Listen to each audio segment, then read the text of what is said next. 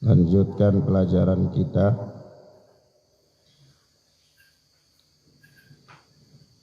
dengan kitab Riyadhus Shalihin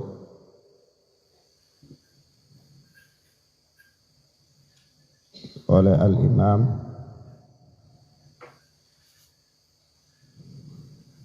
Abu Zakaria Muhyiddin Yahya bin Syaraf An-Nawawi rahimana wa rahimahullah. Kita masih berada pada babus sabar, bab yang berbicara tentang seluk-beluk sabar, hal-hal yang berkaitan dengan sabar. Beliau bersabda,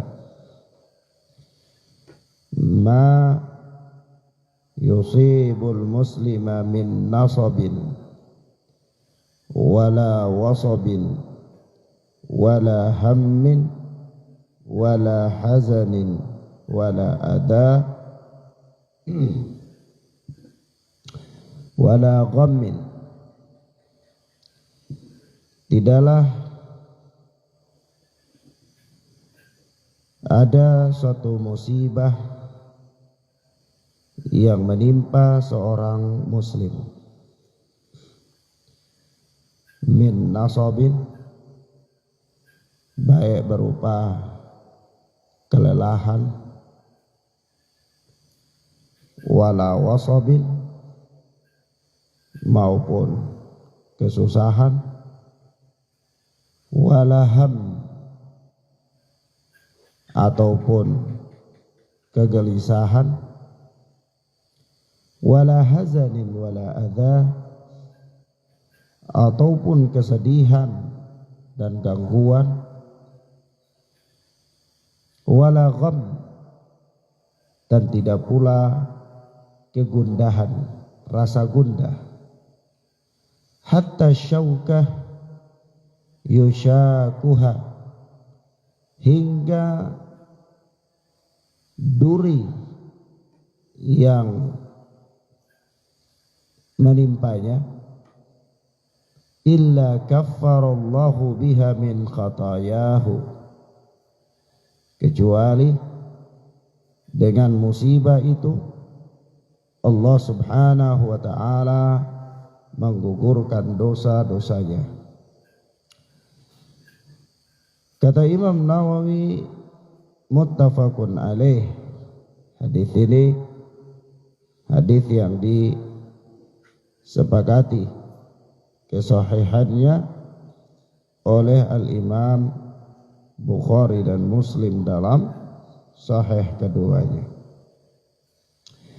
Ikhwan wa akhwat,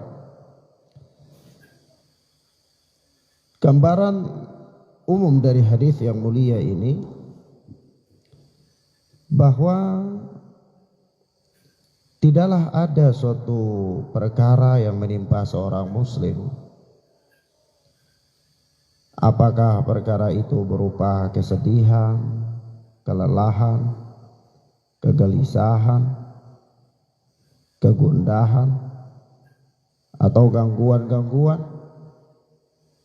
sampai dia tertusuk duri sekalipun, melainkan peristiwa tersebut bisa menjadi penggugur dosa baginya, bisa menjadi penggugur dosa baginya. Naam. Kenapa ya ikhwan? Karena memang kehidupan manusia ini tidak selamanya itu bahagia. Begitu pula tidak selamanya kehidupan seseorang itu berada dalam kesedihan. Tetapi kebahagiaan dan kesedihan itu datang silih berganti menimpa seseorang. Dan seseorang tidak bisa lari dari apa-apa yang memang Allah telah takdirkan, Allah telah tetapkan atas dirinya. Apakah itu berupa kegundahan, apakah itu berupa kesedihan, kegelisahan, dan seterusnya. Karena memang Masya Allah kana wa ma lam yasha lam yakun. Apa-apa yang Allah kehendaki itu pasti terjadi, dan yang tidak Allah kehendaki itu tidak akan pernah bisa terjadi.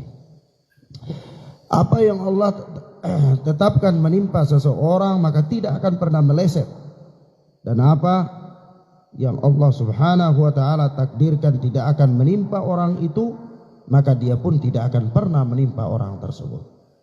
Rufi'atil aqlam, pena catatan takdir manusia itu telah diangkat oleh Allah. Telah diangkat oleh Allah Subhanahu wa taala. Maka akhwana fid din azzani Allah wa iyyakum, karena demikian manusia tidak dapat menghindar dari takdir Allah, sehingga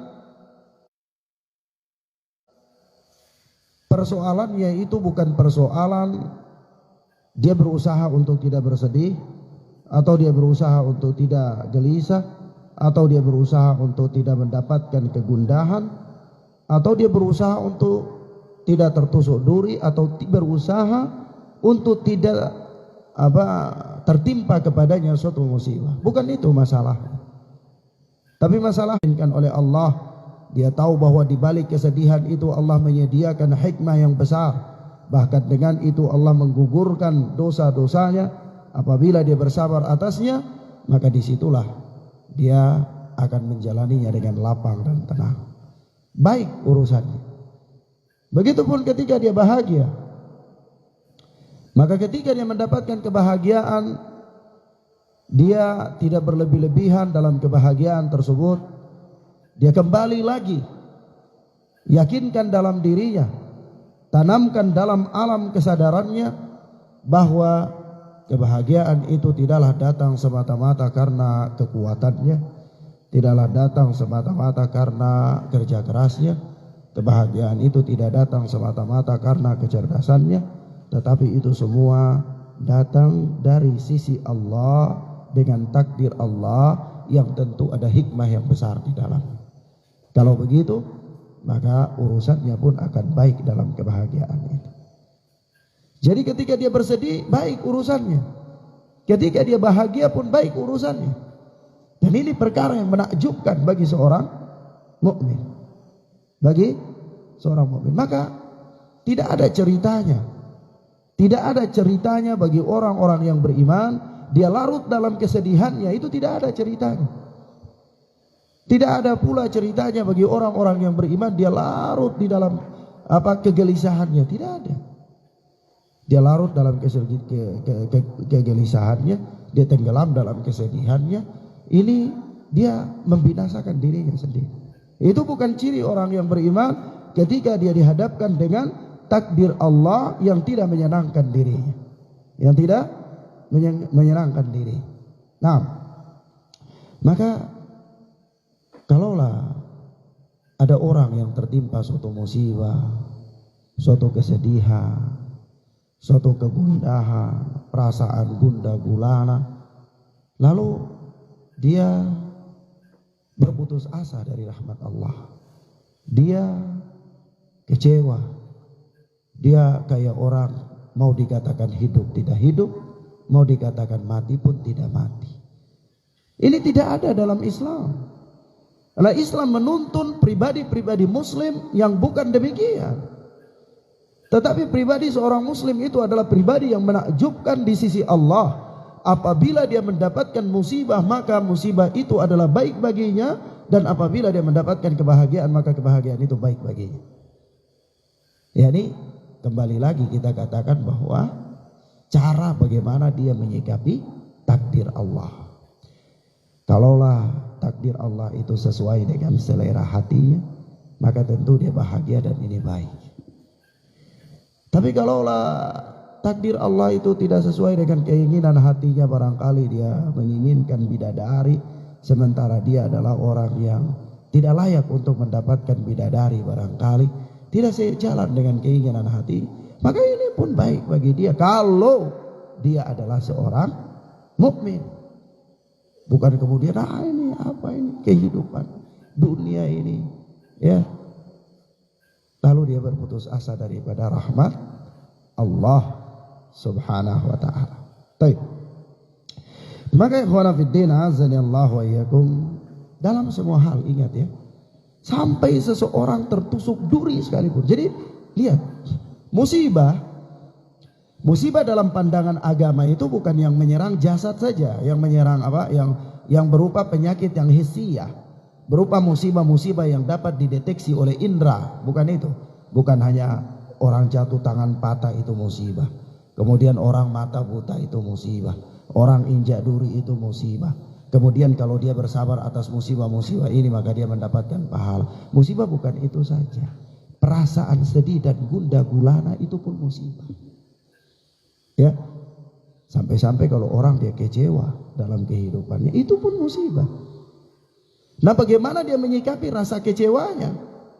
Bagaimana dia apa? Dia menyikapi rasa kecewanya itu.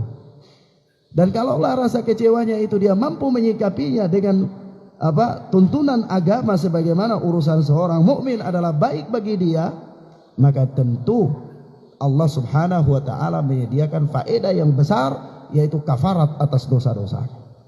Dan ikhwan, bayangkan, adakah kebahagiaan yang model apa, atau adakah kebahagiaan yang lebih bahagia dari Allah menghapus dosa-dosa seseorang dan Allah memasukkan dia ke dalam surga? Adakah kebahagiaan yang lebih bahagia dari itu? Sampai-sampai para sahabat itu, ulang-ulang kali kita katakan ya, para sahabat rela melemparkan dunia mereka, rela membuang dunia mereka, kebahagiaan dunia mereka tinggalkan, padahal kebahagiaan dunia itu datang menyapa mereka, dipaksa oleh Allah untuk datang kepada mereka, tetapi mereka mengabaikan untuk mendapatkan kehidupan dan kebahagiaan akhirat. Kenapa?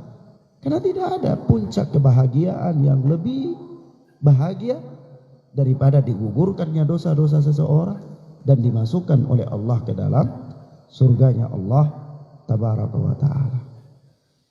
Maka ikhwan fillah azani Allah wa iyyakum, di dalam hadis yang mulia ini ada beberapa faedah, beberapa pelajaran penting. Yang pertama, pelajaran yang pertama, bahwa semua gangguan dan penderitaan yang menimpa seorang mukmin akan mensucikan dirinya, yakni menjadi sebab digugurkan dosa-dosanya, menjadi sebab digugurkan dosa-dosanya, ini mensucikan dirinya, mensucikan dirinya. Semua gangguan dan penderitaan yang menimpa seorang mukmin akan mensucikan dirinya, yaitu menjadi sebab digugurkan dosa-dosanya. Ini pelajaran yang pertama. Hal ini nampak dari hadis Rasulullah sallallahu alaihi wasallam, tidaklah ada suatu musibah yang menimpa seorang mukmin, seorang muslim, apakah kesedihan, kegelisahan, gundah gulana, ya, kemudian sampai tertusuk duri sekalipun, kecuali itu apa? Menjadi kafarat baginya. Kaffarallahu biha min khatayahu. Ya. Dengan itu Allah mengampuni dosa-dosanya. Ya. Nah, maka penderitaan, gangguan yang menimpa seseorang itu sebenarnya adalah baik bagi dia. Kadang-kadang kita begitu dapat ujian, dapat musibah, kita aduh, dunia ini susah, dunia ini sempit, stres. Padahal ini hakikatnya baik bagi kita, kalaulah kita mampu menyikapinya dengan sikap yang dituntunkan di dalam syariat. Kalau kita mampu menghadapinya dengan tuntunan agama, maka semua itu akan menjadi baik bagi kita. Telah berlalu ya, kita bacakan hadis-hadis yang menunjukkan atau merangkan kepada kita bahwa urusan seorang mukmin itu semuanya adalah baik bagi dia. Apakah dia mendapatkan kebahagiaan atau dia mendapatkan kesengsaraan. Baik. catatan di sini. Di pelajaran yang pertama ini kita kasih catatan bahwa pensucian diri dengan tertimpanya musibah khusus berlaku bagi orang muslim. Khusus berlaku bagi orang muslim. Sehingga kalau ada pertanyaan, Ustaz, orang kafir kalau mendapatkan penderitaan dunia apakah itu menjadi kafarat atas dosa-dosanya? Iya. Apakah orang kafir dia mendapatkan kesedihan atau dia ditimpa bencana, kebakaran, longsor misalnya, atau dia dicuri maling, ya, apakah menjadi kafarat atas dosa-dosanya? Dia ridho Ustaz, dia sabar. Begitu dia dapat bencana itu dia sabar, ya sudahlah ini mungkin karena saya terlalu peras orang lain barangkali dan seterusnya. Ya, dia ridho atasnya. Tapi apakah dia mendapatkan pahala? Jawabnya tidak. Dia tidak mendapatkan pahala atasnya dan tidak menjadi sebab digugurkan dosa-dosanya. Tidak. Kenapa? Karena syaratnya adalah seorang muslim. Maka dari itu Rasulullah sallallahu alaihi wasallam katakan di sini apa? Ma yusibul muslima min nasabin. Tidaklah ada seorang muslim mendapatkan penderitaan berupa kegelisahan dan seterusnya. Iya. Maka di sini syaratnya apa? Muslim. Jadi kalau ada pertanyaan, sekali lagi, pertanyaan Ustaz, ada orang kafir, tapi kita lihat orang itu dia hidup luar biasa sekali, dia jatuh bangun, ditimpa musibah berkali-kali, dia bangkrut, habis itu bangkit lagi, bangkrut, habis itu bangkit lagi, dan dia sabar menghadapi itu. Dan kalau kita cerita dengan dia ridho menghadapi itu semua Ustaz. Apakah orang kafir ini dengan musibah yang menimpanya itu menjadi penggugur dosa atasnya? Jawabnya apa Hamzah? Tidak. Nah, kenapa? Nah, karena dia kafir. Dia bukan muslim. Syaratnya itu dia harus muslim. Baik. Mafhum ya? Kemudian pelajaran yang berikut dari hadis yang mulia ini, pelajaran yang kedua, sekecil apapun musibah yang diderita oleh seorang,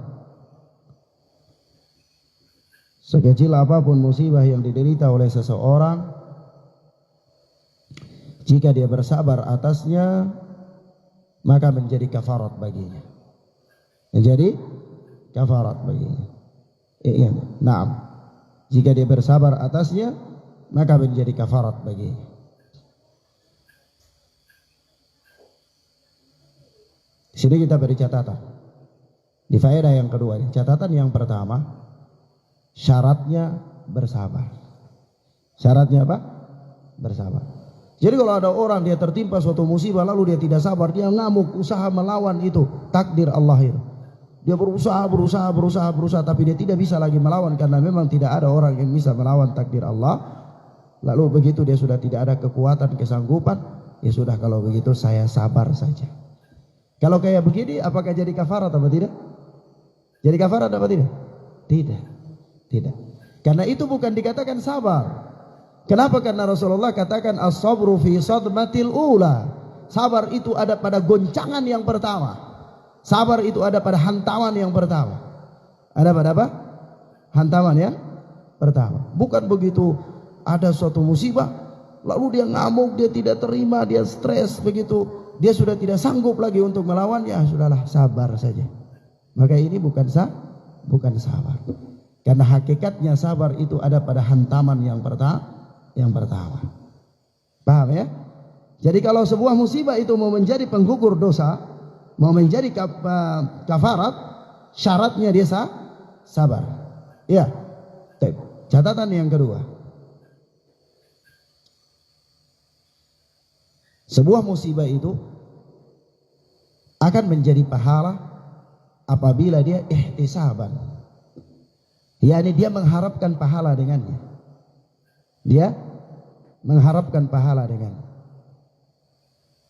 Jadi pada pelajaran yang lalu sudah Anda terangkan bahwa orang yang ingin atau seseorang yang ketika dia ditimpa oleh suatu musibah lalu dia bersabar dan dia mengharapkan pahala, maka itu akan mendapatkan keutamaan yang besar, yaitu balasannya surga, dan dia mendapatkan pahala atas bencana atau musibah itu. Maka syaratnya itu dia juga harus mengharapkan pahala. Kenapa? Karena ada orang yang sabar tapi tidak harap pahala. Ya. Ada orang yang dia cuma bersabar, begitu ada musibah tak sudah sabar.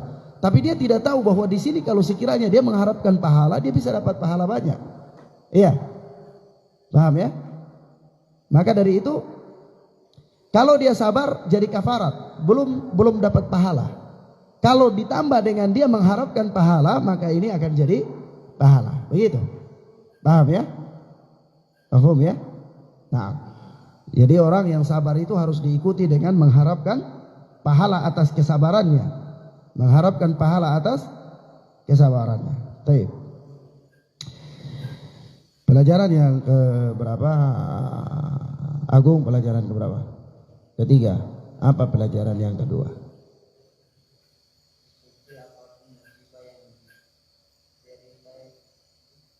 Naam. Sekecil apapun musibah yang menimpa seseorang akan menjadi kafarat jika dia bersabar. Akan menjadi kafarat apabila dia bersabar.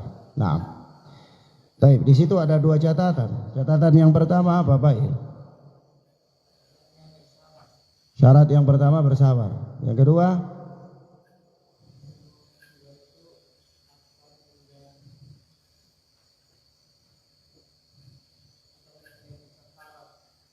akan menjadi pahala baginya apabila dia mengharapkan pahala atas kesabaran dari musibah yang dia dapati. Ya. Nah, baik. Pelajaran yang ketiga,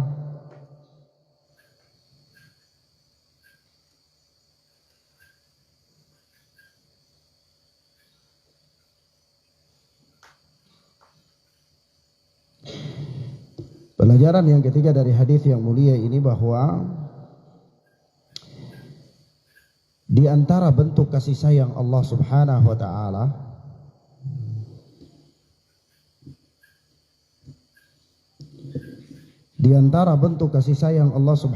taala kepada hamba-hambanya, yakni Allah selalu menyediakan kesempatan untuk menggugurkan dosa-dosa mereka.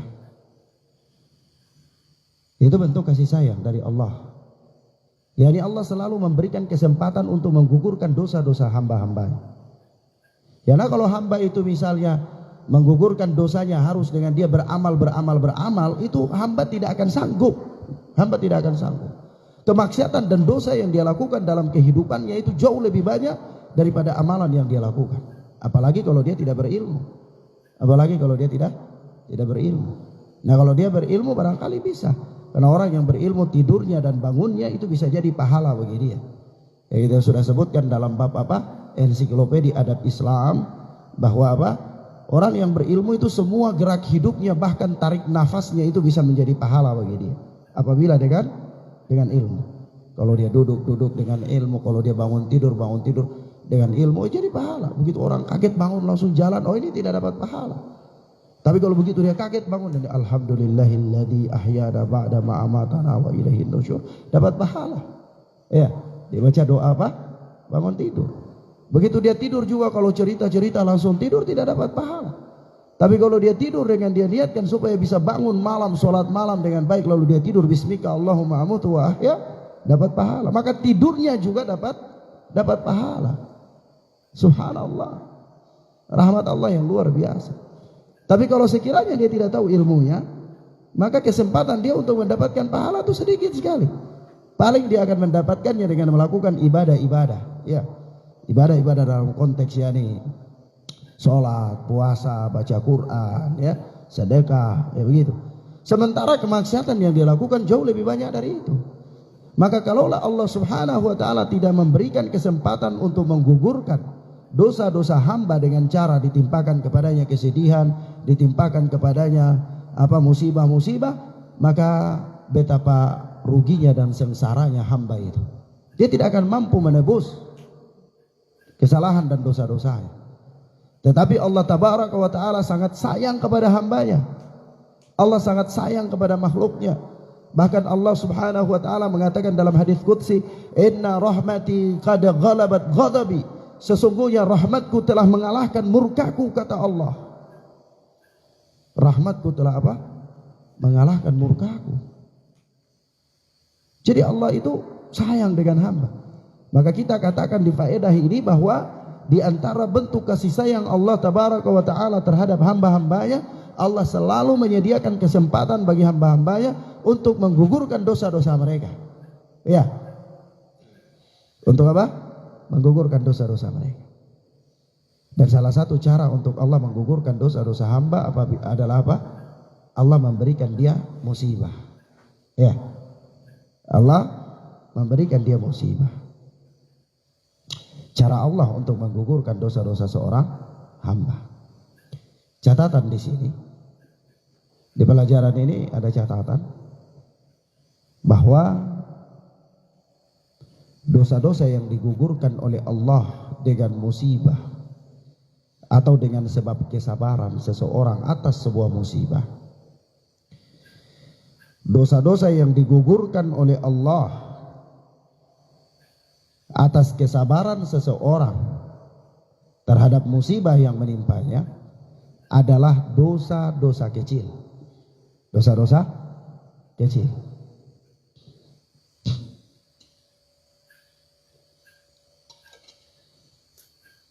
Sehingga pertanyaannya, Ustadz,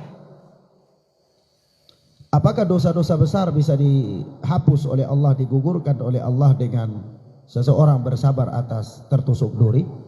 Jawabnya tidak. Jawabnya apa? Tidak. Kenapa? Karena kesabaran seseorang atas musibah yang menimpanya menjadi kafarat bagi dia, tetapi kafarat dalam dosa-dosa kecil. Dalam apa? Dosa-dosa kecil. Loh Ustaz, kenapa dosa-dosa besar tidak digugurkan oleh Allah dengan cara seperti ini?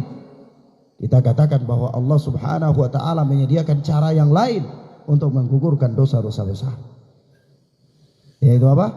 Taubat. Dengan cara taubat. Ya. Maka ada amalan-amalan yang bisa menggugurkan dosa-dosa. Ada amalan yang bisa menggugurkan dosa-dosa.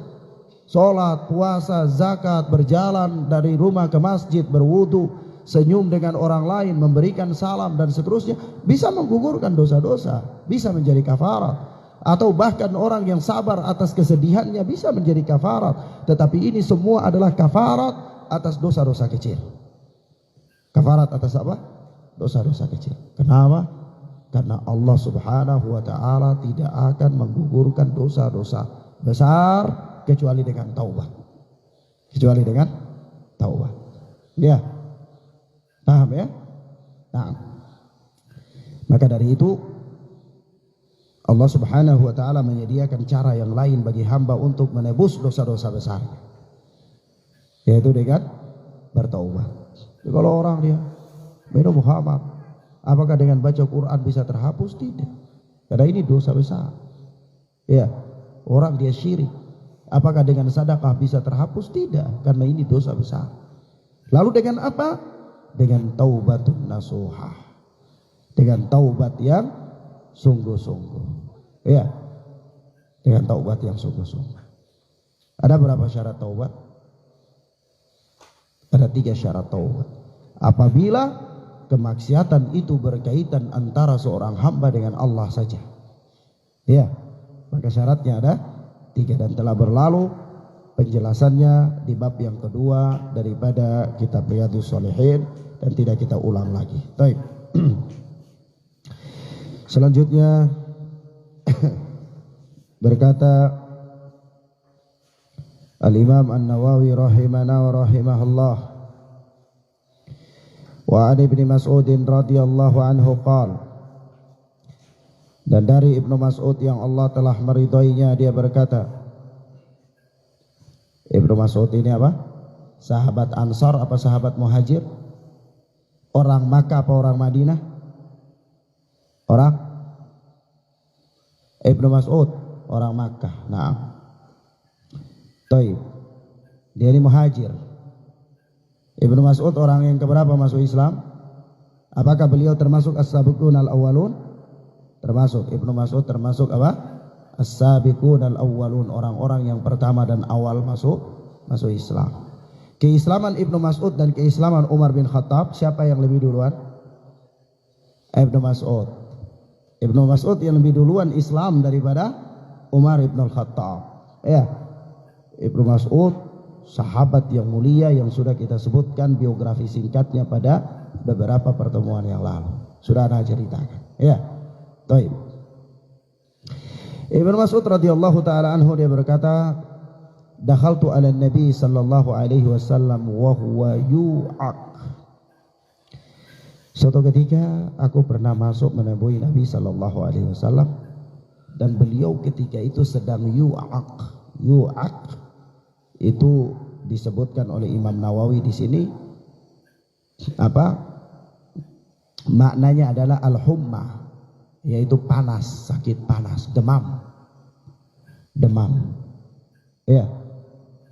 Jadi kata Ibnu Mas'ud radhiyallahu taala anhu, suatu ketika aku masuk menemui Nabi sallallahu alaihi wasallam dan beliau sedang menderita sakit demam. Sakit apa? Demam. Faqultu ya Rasulullah, maka aku pun berkata, wahai Rasulullah, innaka tu'aku wa'kan syadidan. Sesungguhnya engkau menderita demam yang sangat. Ya. Sesungguhnya engkau menderita demam yang sangat. Jadi sakit Rasulullah itu benar-benar luar biasa. Panas yang luar biasa, ya. Dan Rasulullah sabar menghadapi itu. Ya. Bukan kayak kita kadang-kadang, ya, baru rasa-rasa hangat sedikit sudah lemas, ya, sudah tidak berdaya, tidak ada semangat, ya, bukan. Ya, Rasulullah Sallallahu Alaihi Wasallam pernah mengalami sakit demam, dan ketika Ibnu Mas'ud radhiyallahu taala anhu masuk menemui Rasulullah, itu Rasulullah berada dalam panas yang sangat, sampai-sampai Ibnu Mas'ud itu rasa sedih dengan penderitaan Rasulullah. Maka Ibnu Mas'ud mengatakan, innaka tu'aku wa'kan syadidan ya Rasulullah, engkau ini demam yang sangat wahai Rasulullah. Ya. Qal, maka Rasulullah pun menjawab, ajal, benar. Ya benar, saya demam yang luar biasa. Ini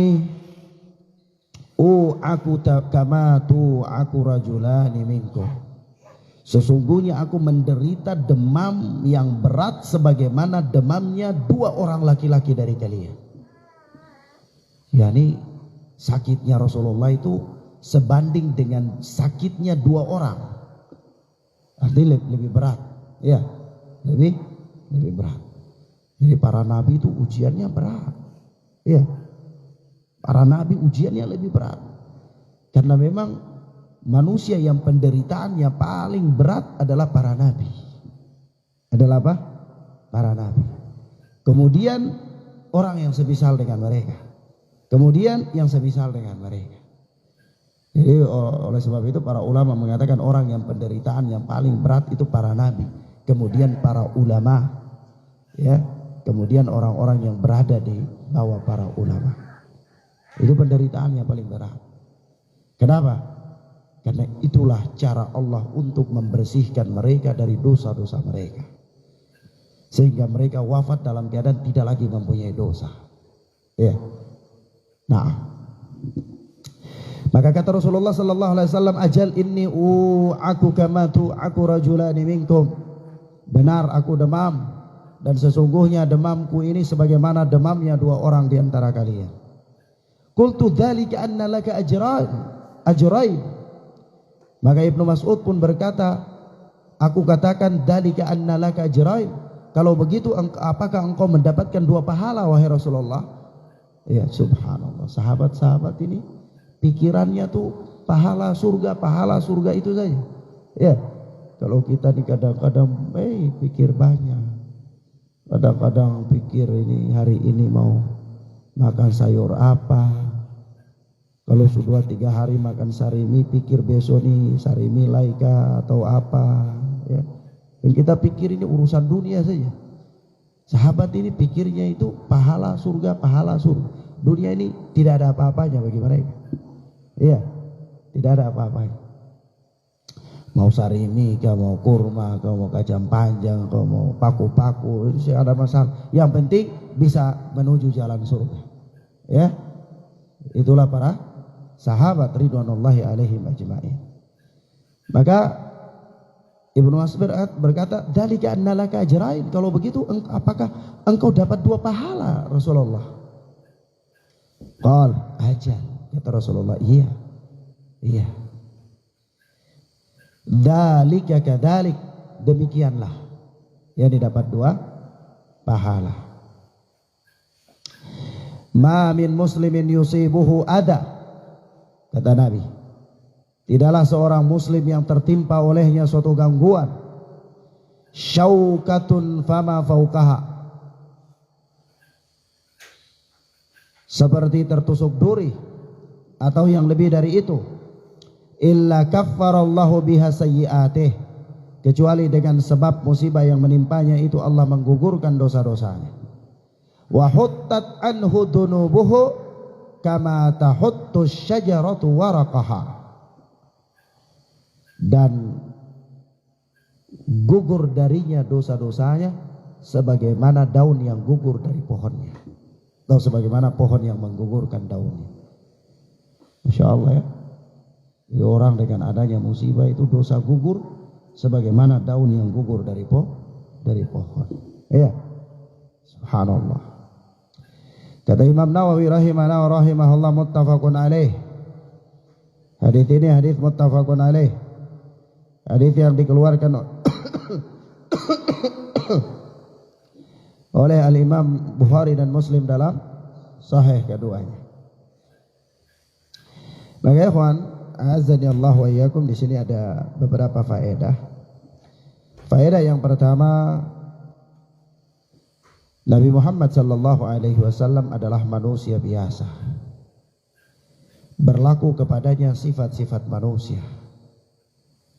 Nabi Muhammad sallallahu alaihi wasallam adalah manusia biasa, berlaku padanya sifat-sifat manusia, yaitu beliau sakit, ya, beliau sehat, ya, beliau tidur, beliau makan, beliau menikah, ya, sifat-sifat manusia. Ya. Hanya apa? Yang membedakan adalah beliau diberikan keistimewaan dengan diberikan kepadanya wahyu. Ya. Diberikan keistimewaan dengan diberikan kepadanya wahyu. Jadi Rasulullah itu tidak memiliki sifat-sifat rububiyah, ya.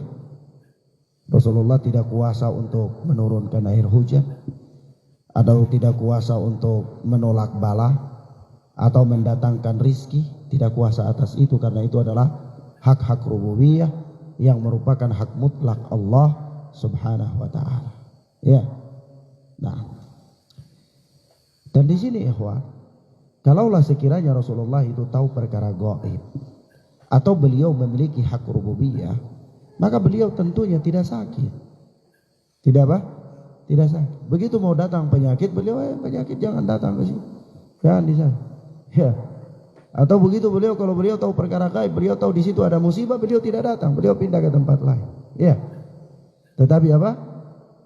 Bukti bahwa Rasulullah sallallahu alaihi wasallam tidak tahu perkara gaib dan Rasulullah tidak memiliki hak-hak rububiyah, yaitu beliau pun sakit dan beliau demam. Ya. Bahkan demamnya beliau itu lebih keras daripada demamnya orang-orang biasa, bahkan 2 kali. 2 kali sebanding dengan demamnya 2 orang. Ya. Nah, faedah yang kedua dari hadis yang mulia ini bahwa manusia yang ujiannya paling berat dalam kehidupan dunia ini adalah para nabi. Manusia yang ujiannya paling berat dalam kehidupan dunia ini adalah para nabi. Jadi ikhwan, kalau kita tahu bahwa para nabi itu manusia-manusia yang dipilih oleh Allah, Manusia-manusia yang dipilih oleh Allah, manusia-manusia yang dijaminkan oleh Allah untuk masuk surga, itu saja mereka mendapatkan ujian-ujian, maka orang-orang selain mereka atau seperti kita ini kalau dapat ujian jangan terlalu berkecil hati. Iya. Kenapa? Wajar saja ujian. Bahkan jadikan ujian itu sebagai kesempatan untuk mendapatkan pahala yang banyak. Jadikan ujian itu sebagai kesempatan untuk digugurkan dosa-dosa oleh Allah.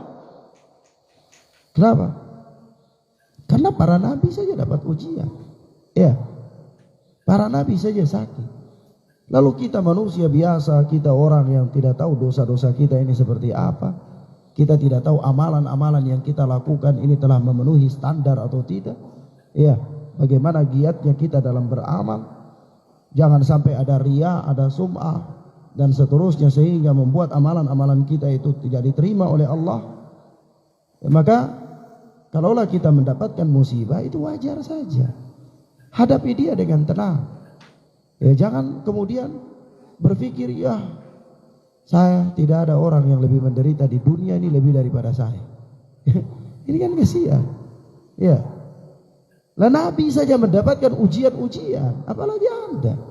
Nah begitu Anda mendapatkan ujian, oh sudah ujian saya tidak ada apa-apanya jika dibandingkan dengan ujian orang-orang saleh, ujian para siddiqin, ujian para syuhada. Ya. Oleh sebab itu dia enteng dalam menghadapi ujian ini.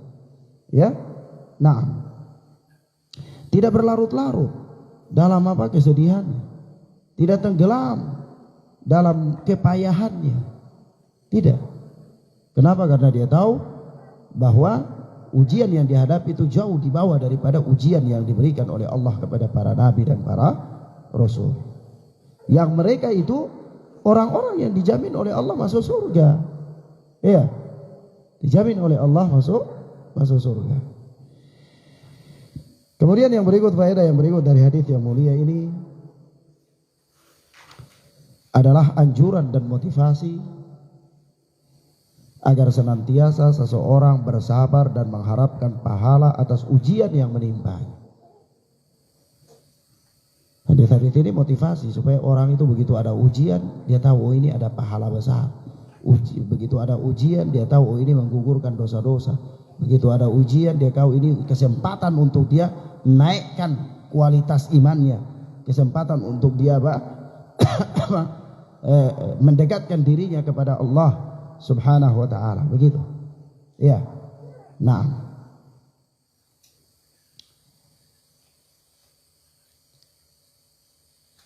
Yang berikut dari hadis yang mulia ini, faedah yang keberapa tuh?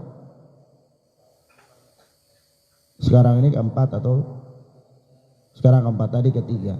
Ketiga itu apa? Coba baca.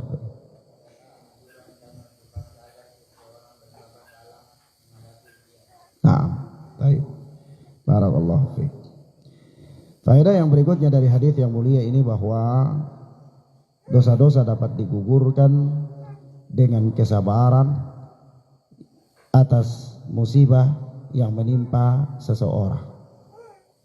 Dosa-dosa dapat digugurkan atas kesabaran yang menimpa seseorang. Nah, baik. Selanjutnya berkata Al-Imam An-Nawawi rahimana wa rahimahullah, wa Nabi Hurairah radhiyallahu anhu qala, dan dari Abu Hurairah yang Allah telah meridainya dia berkata, qala Rasulullah sallallahu alaihi wasallam, Rasulullah sallallahu alaihi wasallam bersabda, man yuridillahu bihi khairan yusib minhu. Barang siapa yang dikehendaki oleh Allah kebaikan padanya, niscaya Allah akan berikan dia ujian. Ya. Barang siapa yang dikehendaki oleh Allah kebaikan padanya, niscaya Allah akan berikan dia ujian. Jadi ujian itu untuk naik kelas. Jadi kalau tidak ada ujian orang tidak naik kelas. Ya. Maka dari itu perlu adanya ujian. Maka Allah Subhanahu wa ta'ala tanda cinta, tanda Allah itu inginkan kebaikan pada seseorang, Allah selalu berikan orang itu ujian. Supaya dengan adanya ujian dia naik kelas, ada ujian dia naik kelas, ada ujian dia naik kelas. Akhirnya tinggilah derajat orang tersebut di sisi Allah. Jadi kalau ada ujian jangan berkecil hati. Jangan berkecil hati. Jadi orang-orang soleh di zaman dulu ya ikhwan, kalau mereka sepanjang tahun itu tidak pernah mendapatkan ujian, tidak pernah mendapatkan masalah, itu mereka jadi takut. Mereka jadi takut. Kenapa mereka takut? Jangan-jangan mereka adalah orang-orang yang termasuk di antara orang-orang yang didahulukan nikmat atas mereka dan nanti adabnya diakhirkan oleh Allah. Dan coba antum bayangkan, pilih mana? Orang yang adabnya disegerakan di dunia dan kebahagiaannya di akhirat, atau orang yang kebahagiaannya disegerakan di dunia dan adabnya di akhirat? Pilih mana? Pilih orang yang apa? Yang kesengsaraannya di dunia dan kebahagiaannya di akhirat. Ya. Jadi sahabat itu takut. Kalau sepanjang tahun mereka tidak pernah mendapatkan masalah, itu mereka takut. Misalnya tidak sakit, tidak dapat ujian, tidak dapat masalah, itu mereka takut. Jangan-jangan mereka adalah orang-orang yang diberikan kenikmatan lebih duluan dan di akhirat nanti tidak lagi mendapatkan kenikmatan. Ya. Tapi kalau kita ini maunya itu sepanjang hidup itu tidak ada ujian. Ya. Mau sepanjang hidup kalau boleh tidak ada ujian. Sehingga begitu ada ujian kita galau, kita panik. Ya, padahal ujian ini adalah kesempatan untuk menaikkan kualitas iman kita di hadapan Allah Subhanahu wa ta'ala. Maka dari itu orang muslim tidak akan pernah stres kalau ada masalah, tidak akan pernah. Orang yang stres kalau ada masalah itu bukan orang mukmin hakikatnya. Kenapa? Sekali lagi, kembali lagi bahwa menakjubkan urusan orang mukmin itu karena segala urusannya adalah baik. Apabila dia mendapatkan kebahagiaan maka dia bersyukur dan itu baik baginya. Apabila dia mendapatkan ujian musibah maka dia bersabar dan itu adalah baik baginya. Dan ini tidak terjadi kecuali kepada orang mukmin saja. Ya. Maka sekali lagi ingat, urusan orang mukmin itu semuanya adalah baik. Jadi galau-galau itu tidak pakai. Apalagi kalau misalnya lagi belajar tiba-tiba kalau di rumah ini ada main internet, galau, waduh di sini 1 minggu 1 kali baru pegang HP. Oh galau-galau itu tidak usah, tidak perlu ada. Itu bukan urusan seorang mukmin. Ya, orang mukmin itu bahagia dalam segala kesempatan. Kadang-kadang di rumah dia ingat-ingat, oh kalau di rumah ini pasti makan enak. Di sini kadang-kadang ya dapat nasi telur, nasi sarimi, nasi ikan, ya begitu-begitu saja. Kalau di rumah nih ya dia galau. Oh, seorang mukmin bukan begitu. Galau yang begitu tidak boleh ada pada diri seorang mukmin. Harus mantap, semuanya baik. Ya, makan lelepe baik, makan embal baik, makan kacang dengan nasi baik. Itu semua ujian bagi orang mukmin, apalagi bagi penuntut ilmu. Ya, apalagi bagi penuntut ilmu. Tidak boleh berputus asa dalam perjalanan menuntut ilmu hanya gara-gara galau karena apa? Makanan, atau galau karena setiap malam dikasih bangun untuk sholat malam. Ya, itu galau yang bukan urusan mukmin. Ya, bukan urusan seorang mukmin. Nah, dan ingat, kalau dapat ujian ingat, Rasulullah katakan, man yuridillahu bihi khairan yusib minhu. Orang yang dikehendaki oleh Allah kebaikan padanya, Allah akan berikan dia ujian. Siapa yang dikehendaki oleh Allah kebaikan, maka Allah beri dia ujian.